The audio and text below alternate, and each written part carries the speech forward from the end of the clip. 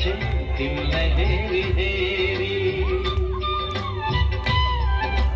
अप्सराले का घरचे तिमला हेरी हेरी तिमी सित भेट्न